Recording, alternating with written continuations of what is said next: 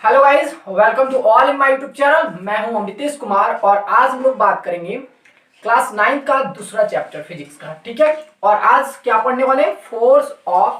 Force and laws of motion के बारे में। ठीक है, आज का जो हम लोग बात करेंगे वो चैप्टर का नाम क्या है बोलो? Force and laws of motion. ठीक है, एक्चुअली क्या बात है, जो मैं हम लोगों ने पिछला वीडियो में पढ़ा या फिर पिछला लेसन में जो हम लोग पढ़े थे उसमें हम लोग सिर्फ motion, that means law, equation of motion के बारे में बात की थी। इक्वेशन ऑफ मोशन के बारे में किसके बारे में बात किए थे? इक्वेशन ऑफ मोशन के बारे में। उसमें हम लोग क्या पढ़े थे? बॉडी का स्पीड पढ़े थे, वेलोसिटी पढ़े थे, एवरेज स्पीड, एवरेज वेलोसिटी, और क्या था? इक्वेशन ऑफ मोशन के बारे में डिस्कशन किए थे। ठीक है, तो एक्चुअली ये सब जो है, यानी कि जो मोशन होता है किसी भी बॉडी में, क्या होगा? मोशन होगा, उसमें वेलोसिटी होगा, उसमें एक्सेलरेशन होगा।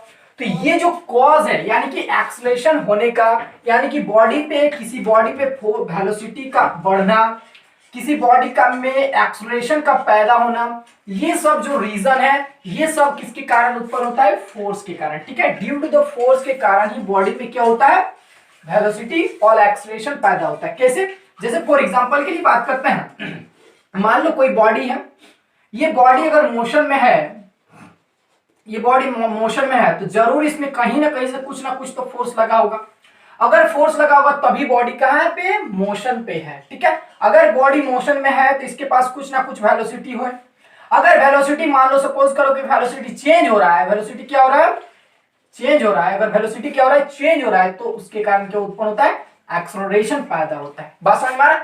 तो ये सब का पूरा जो कॉन्सेप्ट है हमको कहां मिलेगा? फोर्स से मिलेगा। ठीक है, तो पहला वीडियो में हम लोगों ने वेलोसिटी के बारे में, एक्सेलरेशन के बारे में, चेंज इन वेलोसिटी के बारे में हम लोग डिस्कशन कर चुके थे। ठीक है, और आज का जो लेक्चर है वो हमारा पूरा बेसिक रहेगा किस पे? फोर्स से ही रिलेटेड। ठीक है, तो सबसे पहले फोर्स का डिफिनेशन देख लेते हैं क्या है। ठीक है, तो फोर्स क्या है? फोर्स इज पुश और पुल ऑफ एन ऑब्जेक्ट। ठीक है, या तो किसी ऑब्जेक्ट पे क्या लगाओ, या तो पुश करो या तो पुल करो, उसी को बोलते हैं फोर्स। फॉर एग्जांपल के लिए मान लो एक बॉडी है, इस बॉडी पे मान लो या तो पुश करो या तो इस बॉडी पे क्या करो? पुल करो, इसी को बोलते हैं, क्या बोलते हैं? फोर्स बोलते हैं। यानी कि फोर्स जो होता है, ये धक्का या खिंचाव को ही क्या बोलते हैं हम लोग? फोर्स कहते हैं। बात समझ में आ रहा है? तो फोर्स क्या होता है? धक्का या खिंचाव को ही क्या बोलेंगे? फोर्स बोलेंगे। यानी कि पुश और pull of an object is called force. ठीक है, अगर दूसरा तरीका से इसको समझना चाहे तो देख लो ध्यान से। फोर्स क्या है? फोर्स इज एज, देखो, फोर्स इज एन एजेंट, एक प्रकार का एजेंट है। फोर्स क्या है? एक प्रकार का एजेंट है जो क्या करता है? जो बॉडी को मूव कराता है या मूव करने की अवस्था में लाता है। बात समझ में आया? विच मूव्स और tells to move a stationary object. यानी कि मान लो कोई ऑब्जेक्ट है, वो स्टेशनरी है, स्टेशनरी मतलब रुका हुआ है। फॉर एग्जांपल के मान लो एक फुटबॉल है। ठीक है, ये क्या है? एक फुटबॉल है। ठीक है ना, क्या है? फुटबॉल है। तो ये फुटबॉल जब रुका हुआ है, अगर इस पर क्या लगाया जाएगा? एक फोर्स लगाया जाएगा। तो फोर्स क्या है? फोर्स एक प्रकार का एक ऐसा एजेंट है जो क्या करता है? बॉडी को मूव कराता है या फिर मूव कराने की अवस्था में लाता है। यानी कि मूव कराने की अवस्था में लाता है, इसी को क्या बोलते हैं? फोर्स बोलते हैं। ठीक है, तो इसको फोर्स का ऐसे भी डिफिनेशन हम लोग समझ सकते हैं। बात समझ में आ रहा है? गुड। आप देखो, अगर फोर्स का एक और डिफिनेशन हम लोग देख सकते हो तो ऐसे लिख सकते हैं कि force is the product of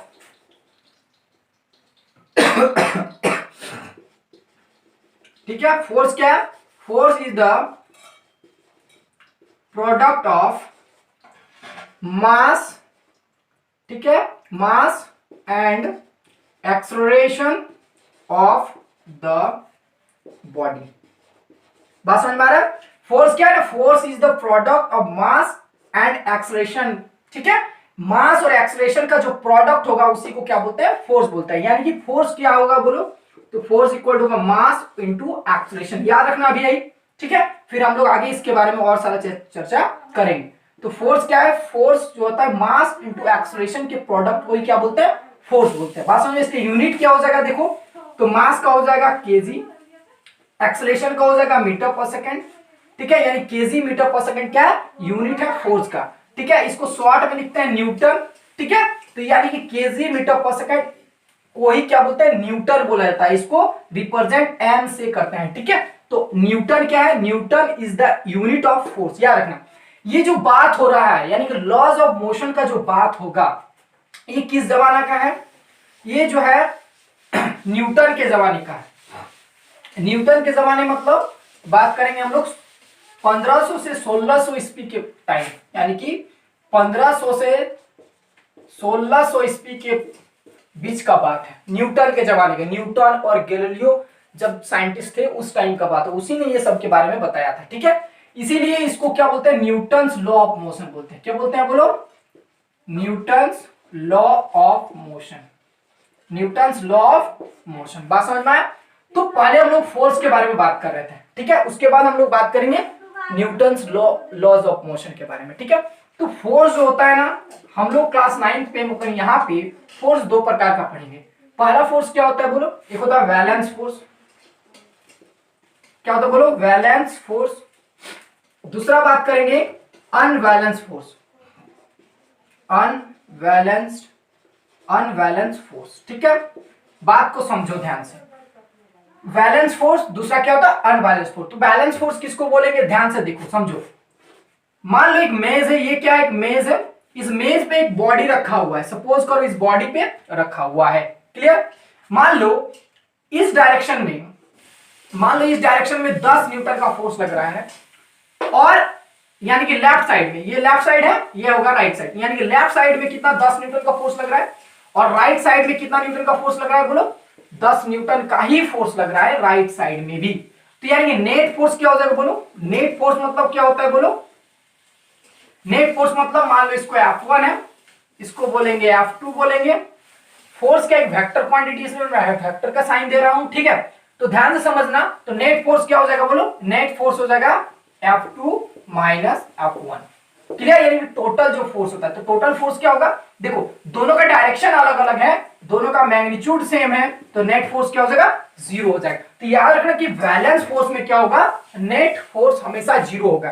ठीक है, यानी कि ये बॉडी मूव नहीं करेगा, क्योंकि इधर भी 10 न्यूटन का फोर्स लग रहा है, इधर भी 10 न्यूटन का फोर्स लग रहा है, दोनों डायरेक्शन में सेम फोर्स लग रहा है, तो बॉडी मूव नहीं करेगा। बॉडी किस में रहेगा बोलो, रेस्ट में ही रहेगा।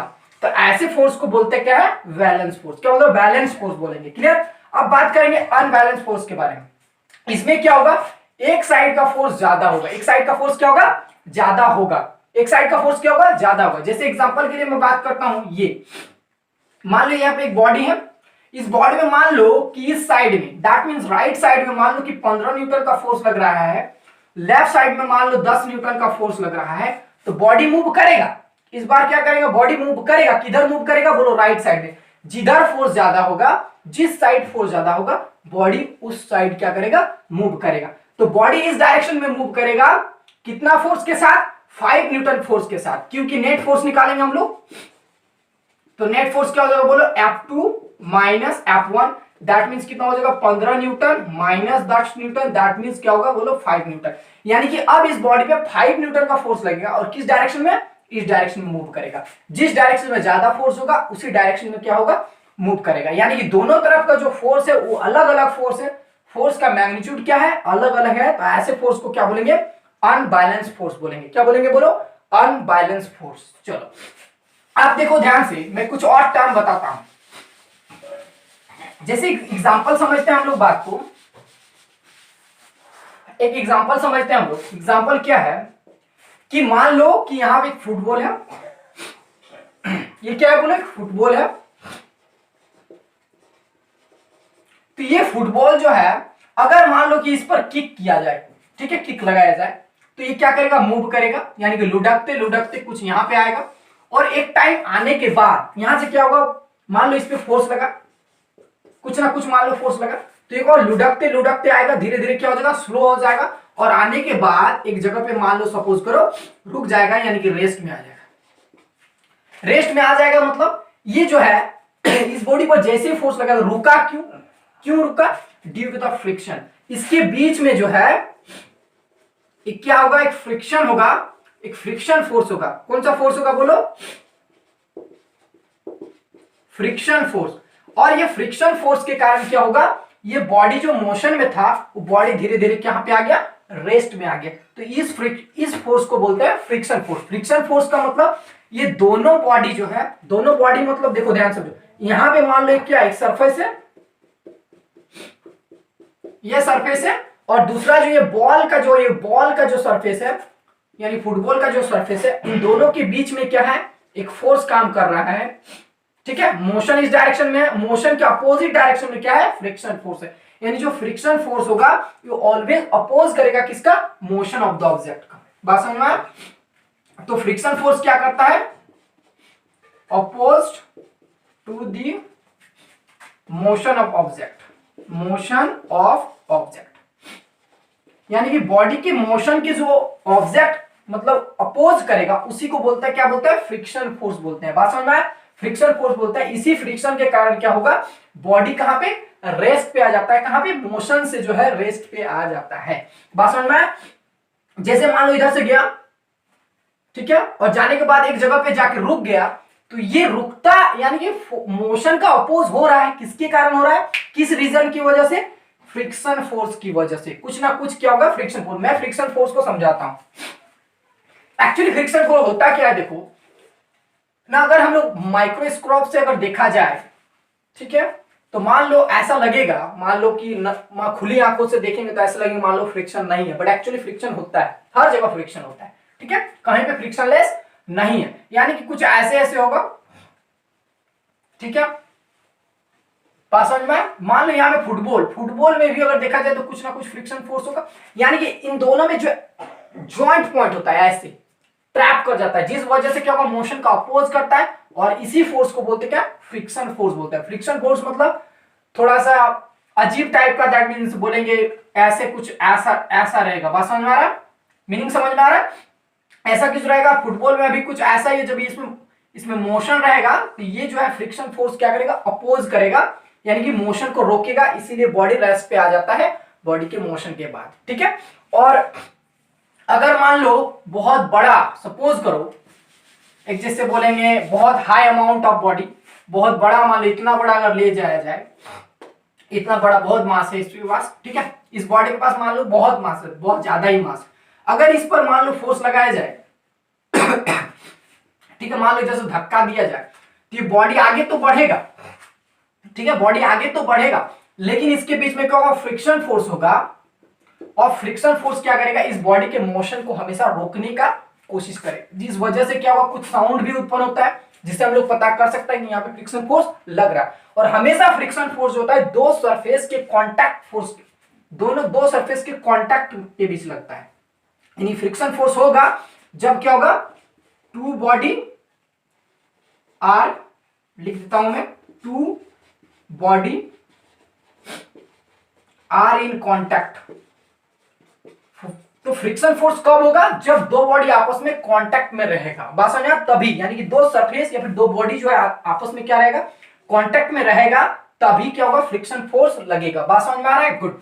अब देखो ध्यान से, फ्रिक्शन फोर्स समझ में आ गया, बैलेंस फोर्स भी समझ में आ गया होगा, नॉन बैलेंस भी समझ में आ गया होगा, तो अनबैलेंस इसको बोलते हैं। गुड। अब देखो मैं थोड़ा सा चीज बताऊंगा, मान लो कि एक इंक्लाइंड प्लेन है, इंक्लाइंड प्लेन मतलब जिसमें ढाल होता है, ठीक है, सपोज करो कि इसमें फ्रिक्शन नहीं है, there is no any friction and air भी नहीं है, ठीक है, नो एनी फ्रिक्शन फोर्स, कुछ भी फ्रिक्शन फोर्स नहीं है इस प्लेन के पास, ठीक है, और सामने में एक दूसरा मान लो इंक्लाइंड प्लेन है, ठीक है,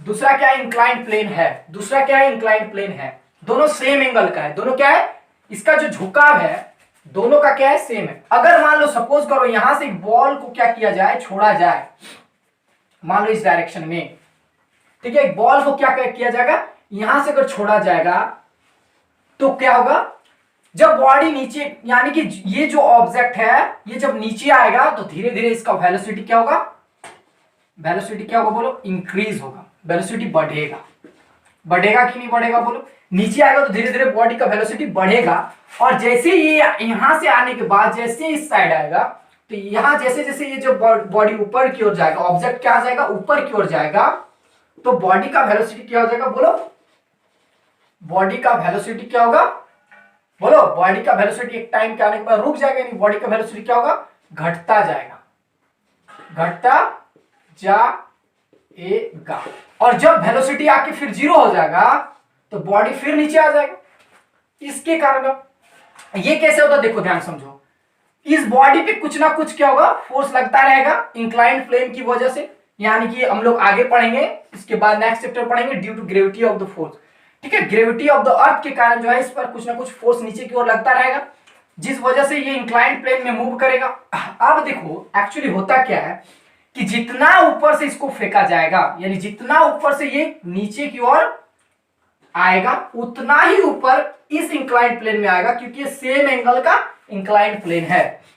अगर मान लो कि बॉडी यहां से आ रहा है नीचे, तो बॉडी इस साइड वाले इंक्लाइंड प्लेन में भी उतना ही ऊपर तक जाएगा जितना ऊपर से ये आ रहा था। बात समझ में आ रहा? तो ये होता है अगर इसमें फ्रिक्शन नहीं है तो, अगर फ्रिक्शन है तो क्या होगा, वेलोसिटी धीरे धीरे घटता जाएगा और इधर ज्यादा हाइट तक नहीं पहुंच पाएगा। और फ्रिक्शन लेस है तो ये ऑब्जेक्ट उतना ही ऊपर तक जाएगा, उतना ही हाइट तक पहुंचेगा जितना हाइट से ये नीचे उतर रहा था। ठीक है, ये फोर्स का थोड़ा सा कॉन्सेप्ट था जो मैंने समझाया। ठीक है, अब हम लोग बात करते हैं लॉज ऑफ, अब हम लोग बात करेंगे न्यूटन्स लॉ ऑफ मोशन के बारे में। किसके बारे में बात करेंगे? Newton's first law of motion के बारे में। पहले देख लो, ध्यान से समझ लो, Newton first law of motion क्या है। This law states that body remains at rest, body remains at rest और कंटिन्यू इन मोशन, और continue in motion with a constant velocity. बोला क्या है बॉडी, देख लो ध्यान से, बोला क्या है Newton's first law of motion. Newton first law of motion कहता है कि यदि कोई बॉडी रेस्ट पे है तो वह रेस्ट पे ही रहेगा, यदि कोई बॉडी रेस्ट पे है तो वह रेस्ट पे ही रहेगा, और यदि कोई बॉडी मोशन में है तो वह मोशन में ही रहेगा। ठीक है, वह बॉडी क्या रहेगा, मोशन में ही रहेगा जब तक कि उस पर कोई बाहरी बल नहीं लगाया जाए। ठीक है, टिल, बोल सकता है ऐसे, टिल इट डज नॉट, ऐसे बोल सकता है, टिल हेयर, ठीक है, does not acting external force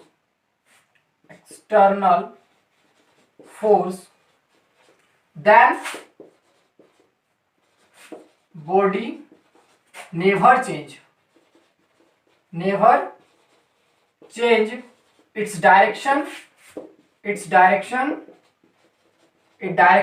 or velocity, ध्यान से देख लो कि यदि कोई बॉडी मोशन में है तो वह मोशन में ही रहेगा, और यदि कोई बॉडी रेस्ट में है तो वह रेस्ट में ही रहेगा जब तक कि उस पर कोई बाहरी बल नहीं लगाया जाए, कोई बाहरी फोर्स नहीं लगाया जाएगा, तब तक ना ही उसका वेलोसिटी चेंज होगा और ना ही उसका डायरेक्शन चेंज होगा। यही कहता है फर्स्ट लॉ ऑफ मोशन। ठीक है, यदि मान लो कोई बॉडी मोशन में है, यहां पे मान लो सपोज करो कि दो कांटेक्ट फोर्स के बीच, कांटेक्ट फोर्स समझ में आ रहा है, यानी दो सरफेस का जो कांटेक्ट है, ये कांटेक्ट के बीच सपोज कर लेते हैं कि इसमें जो है फ्रिक्शन फोर्स नहीं है, ना ही एयर है ना ही कुछ भी है। ठीक है, तो ये बॉडी अगर मोशन में है, सपोज करो कि ये 4 मीटर पर सेकंड के स्पीड से चल रहा है, 4 मीटर पर सेकंड के स्पीड से चल रहा है, तो यह बॉडी 4 मीटर पर सेकंड के ही स्पीड से चलता रहेगा जब तक कि इस पर कोई बाहरी फोर्स ना लगाया जाए, ये बॉडी रेस्ट पे नहीं आएगा। यही कहता है फर्स्ट लॉ ऑफ मोशन। बात समझ में? मैं एक बार और रिपीट करता हूं, क्या बोला है कि यदि कोई बॉडी रेस्ट पे है तो वह रेस्ट पे ही रहेगा। ये देखो, अगर मान लो ये बॉडी कहां पे है, रेस्ट में, तो ये रेस्ट में ही रहेगा। ये रेस्ट से मोशन कब आएगा, जब इस पर कोई बाहरी फोर्स, एक्सटर्नल फोर्स लगाया जाएगा, तभी ये बॉडी का आएगा, रेस्ट से मोशन में आएगा ना। गुड। और दूसरा बात बोला है कि यदि कोई बॉडी मान लो कि मोशन में है, अगर कोई बॉडी मान लो मोशन में है, दैट मींस मान लो कोई ऑब्जेक्ट 4 मीटर पर सेकंड के स्पीड से आगे बढ़ रहा है, तो वह हमेशा अनंत काल तक क्या करेगा, 4 मीटर पर सेकंड के स्पीड से वह चलता रहेगा, कभी नहीं रुकेगा। बात समझ में? वो रुकेगा तभी जब इस पर कोई बाहरी फोर्स लगाया जाएगा, तभी वह क्या करेगा, रुकेगा। यही कहता है क्या, Newton first law of motion. क्या बोलेगा, Newton first law of motion यही कहता है। बात समझ में आ गया होगा? Good. Newton first law of motion समझ में आया। यदि कोई बॉडी रेस्ट पे है तो वह रेस्ट पे ही रहेगा, और यदि कोई बॉडी मोशन में है तो वह मोशन में ही रहेगा। वह तब तक नहीं रुकेगा जब तक कि उस पर कोई बाहरी बल ना लगाया जाए, कोई बाहरी फोर्स नहीं लगाया जाएगा, तब तक नहीं रुकेगा। ठीक है, अब हम लोग एक थोड़ा सा टॉपिक के बारे में बात करेंगे, छोटा सा टॉपिक के बारे में, जिसको हम लोग बोलते हैं मोमेंटम। क्या बोलते हैं बोलो? मोमेंटम। ये मोमेंटम क्या होता है? देखो हिंदी से क्या बोलते हैं बोलो? संवेग। क्या बोलेंगे? संवेग। बात समझ में आया?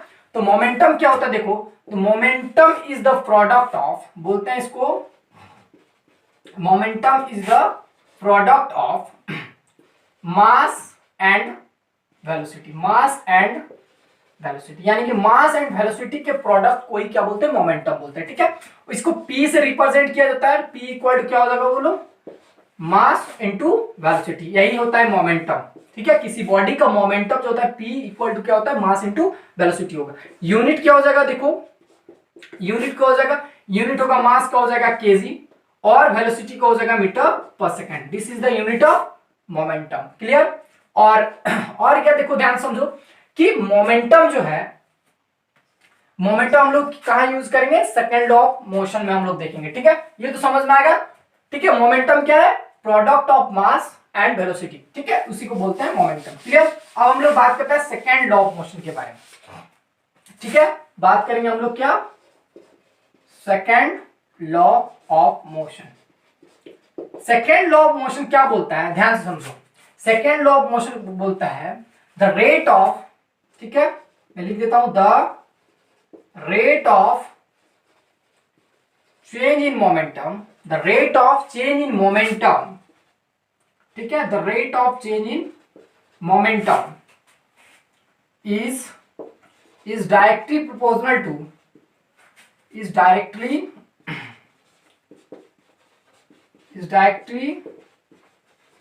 proportional to the external force,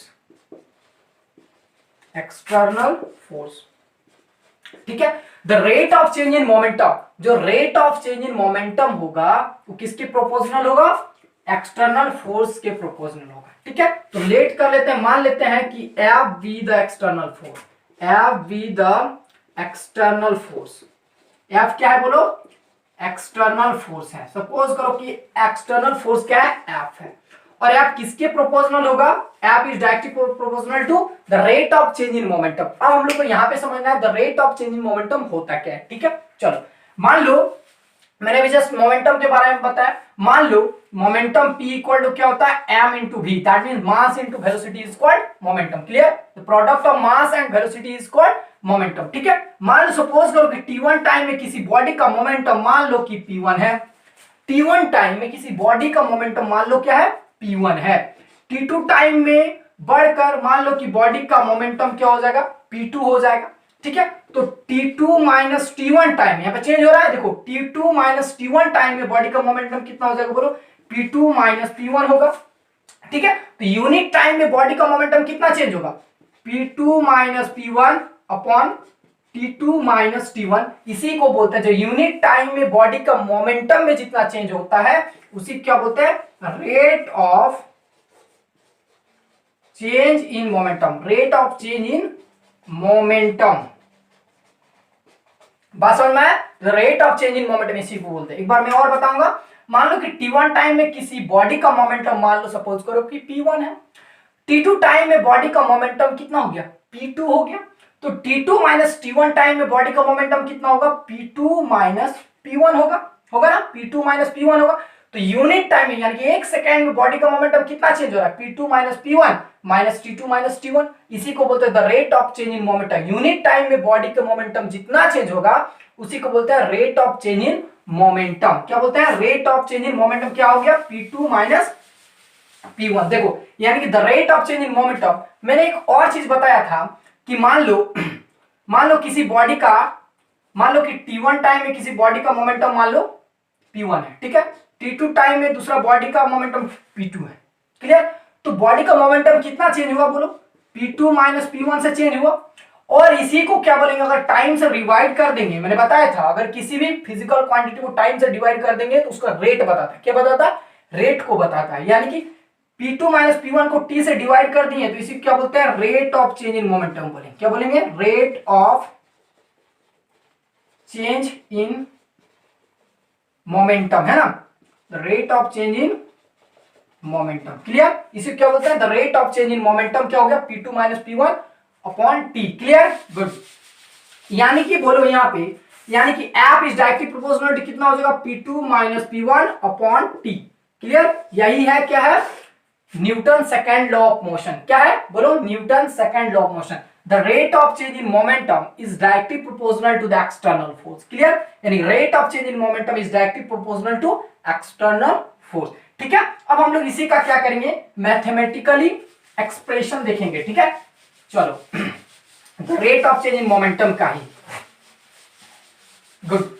क्या बोला, Newton second law of motion क्या बोलता है, external force F is directly proportional to the rate of change in momentum. The rate of change in momentum मतलब P2 minus P1 upon T. कोई दिक्कत, P2 minus P1 upon T, that's clear, good.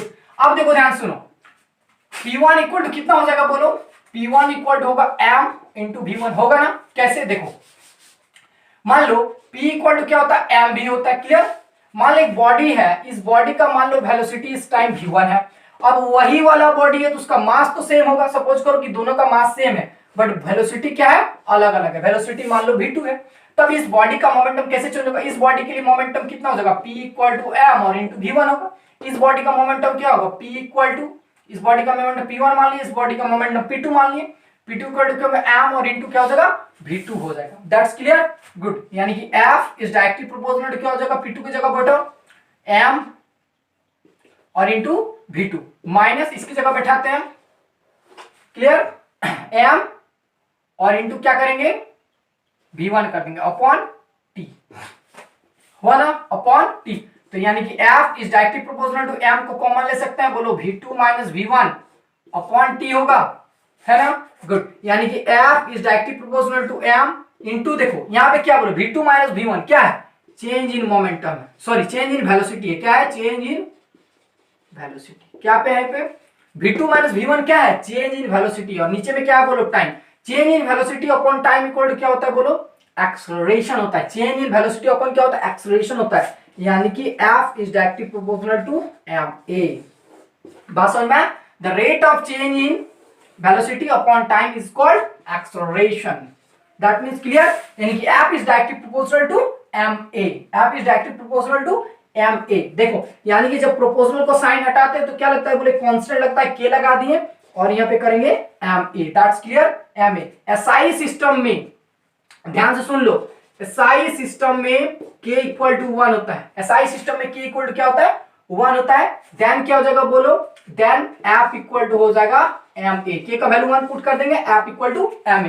तो F equal to ma जो है वो क्या है, Newton, बोलो Newton second law of motion है। दैट्स क्लियर, ये क्या है, Newton second law of motion. इसको एकदम माइंड में नोट करके रखना, ठीक है, क्लियर। पूछेगा एग्जाम में, the rate of change in momentum क्या है, सेकंड लॉ ऑफ मोशन है, या फिर डायरेक्ट बोलेगा F इक्वल टू ma क्या है, F equal to ma is also second law of motion. Clear, उसी को बोलता है Newton second law of motion. Clear, मैंने अभी जस्ट बताया Newton first law of motion के बारे में।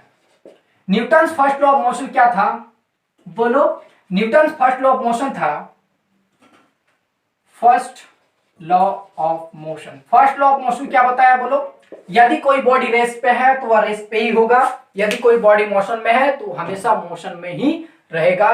वह तभी अपना डायरेक्शन वेलोसिटी चेंज करेगा जब उस पर कोई बाहरी फोर्स लगेगा, कोई एक्सटर्नल फोर्स लगेगा, तभी वो क्या करेगा, अपना पोजीशन चेंज करेगा, अपना वेलोसिटी चेंज करेगा और अपना डायरेक्शन भी चेंज करेगा। यही बोला था Newton first law of motion. इसी को बोलते हैं, Newton first law of motion को ही बोलते हैं इनर्शिया, यानी कि बोलते क्या बोलो, लॉ ऑफ इनर्शिया। क्या बोलते हैं बोलो, लॉ ऑफ इनर्शिया। इनर्शिया को हिंदी से क्या बोलते हैं, जड़त्व, ठीक है, जड़त्व। तो जड़त्व का डेफिनेशन क्या बोलेंगे, वही बोलेंगे जो Newton first law of motion का होता है। क्लियर, चलो मैं एक बार और थोड़ा सा इसको चेंज करके बताता हूं इनर्शिया का। इनर्शिया को बोलते हैं ऐसे, इनर्शिया को बोल सकते हैं, क्या बोल सकते हैं बोलो, द रेजिस्टेंस ऑफ, ठीक है, the resistance of change in velocity of the body, change in velocity of the body, ठीक है, ऐसे भी लिख सकते हैं, the resistance of change in velocity of the body. अगर वेलोसिटी के बॉडी में चेंज नहीं हो रहा है, अगर वेलोसिटी मान लो चेंज नहीं हो रहा है, इसका मतलब क्या है बोलो, वेलोसिटी कांस्टेंट है। वेलोसिटी क्या है, कांस्टेंट है। यानी कि यदि कोई बॉडी क्या है, मोशन में है, तो हमेशा कांस्टेंट स्पीड में मोशन में ही हमेशा रहेगा। यही तो था Newton first law of motion, बस में यही तो था Newton first law of motion. ठीक है, तो Newton first law of motion tells about inertia. ठीक है, इनर्शिया को बताता है न्यूटन फर्स्ट लॉ। न्यूटन देखो, अब इनर्शिया का क्या क्या एग्जांपल है मैं थोड़ा सा बता देता हूं। ये हम लोग जनरल लाइफ में भी यूज होता है। ठीक है, हम लोग देखते हैं, बट हो सकता है हम लोग नहीं जानते हैं। चलो मैं बताता हूं। जैसे मान लो कोई गाड़ी चल रहा है और चलने के बाद सपोज करो कि गाड़ी पे ब्रेक लगा, तो हम लोग देखे होंगे आगे की ओर झुक जाते हैं। ठीक है, आगे की ओर क्या होता है, झुक जाते हैं। ये एक्चुअली होता केस क्यों है, देख लो, ये रीजन है इनर्शिया का। सबसे बड़ी बात ये जान लो, ये जो रीजन है जो हम लोग आगे की ओर झुक जाते हैं, जब कोई मान लो किसी गाड़ी, मान लो मोशन में, कोई गाड़ी चल रहा है, कोई गाड़ी किसमें है बोलो, मोशन में चल रहा है, मतलब क्या, मोशन में है।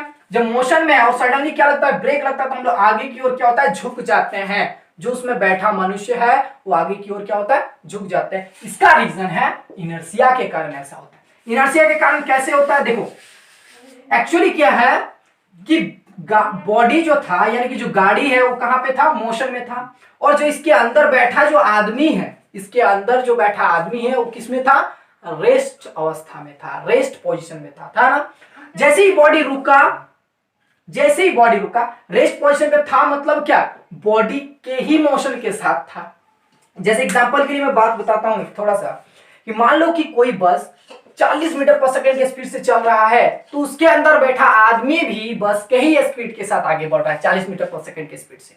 इसीलिए हम लोग को फील नहीं होता कि गाड़ी चल रहा है, गाड़ी के अंदर बैठे हुए हैं तो हमको पता नहीं चलता है कि एक्चुअली में गाड़ी चल रहा है। लेकिन कब पता चलता है, जब हम लोग खिड़की से बाहर देखते हैं, तब हम लोग को पता चलता है कि गाड़ी चल रहा है। क्यों होता है, रिलेटिव वेलोसिटी के कारण। हम लोग जैसे गाड़ी के पीछे झांकते हैं, जैसे खिड़की से झांकते हैं, तो देखते हैं कि जो आसपास में जो सराउंडिंग है वो पीछे की ओर भागता हुआ नजर आता है। इस वजह से हमको पता चलता है गाड़ी चल रहा है। ठीक है, लेकिन अंदर में अगर बैठे हुए हैं तो पता नहीं चलता है, क्योंकि हम लोग गाड़ी के ही वेलोसिटी के साथ आगे बढ़ते हैं। अगर कोई गाड़ी 40 मीटर पर सेकंड की स्पीड से आगे जा रहा है, तो उसके अंदर बैठा आदमी भी 40 मीटर पर सेकंड की स्पीड से उसी मोशन के साथ आगे बढ़ रहा है। बात समझ में। अब सपोज करो कि सडनली बॉडी रेस्ट पे आ गया, यानी कि बॉडी पे ब्रेक लगाएगा, जैसे ब्रेक तो क्या हो जाएगा बोलो, बॉडी रुकेगा, यानी गाड़ी रुकेगा, तो उसके अंदर बैठा मनुष्य क्या होगा बाबू बोलो, क्या हो जाएगा, कितना था, मनुष्य के पास जो उसके अंदर बैठा आदमी था उसका कितना वेलोसिटी था, 40 मीटर पर सेकंड था। तो उसको रुकने के लिए कुछ ना कुछ, यानी कि उसको, यानी कि मनुष्य के आदमी का जो बॉडी है उसको 40 मीटर पर सेकंड से कम होने के लिए कुछ ना कुछ थोड़ा सा टाइम लगेगा। इसी वजह से हम लोग क्या होते हैं, आगे की ओर झुक जाते हैं उसी स्पीड के, मतलब यानी कि गाड़ी के मोशन के साथ रुकने के लिए हम लोग को क्या होता है, आगे की ओर झुक जाते हैं। तो ये रीजन इनर्शिया की, क्योंकि हम लोग रेस्ट में थे। हम लोग कोई क्या बोला है, Newton first law of motion क्या बोलता है, यदि कोई बॉडी रेस्ट में है तो रेस्ट में ही रहना चाहेगा, यदि कोई बॉडी मोशन में है तो मोशन में ही रहना चाहेगा। ठीक है, तो इस वजह से ऐसा होता है। समझ में आ गया होगा, गुड। अगर इसी का दूसरा एग्जांपल उल्टा कर देते हैं, क्या कि मान लो बस रुका हुआ है, सपोज करो उसके अंदर आदमी बैठा हुआ है, वो भी रुका हुआ है। जैसे गाड़ी सपोज करो फटाक से चलना शुरू किया, तो हम लोग क्या होता है, पीछे की ओर झुक जाते हैं।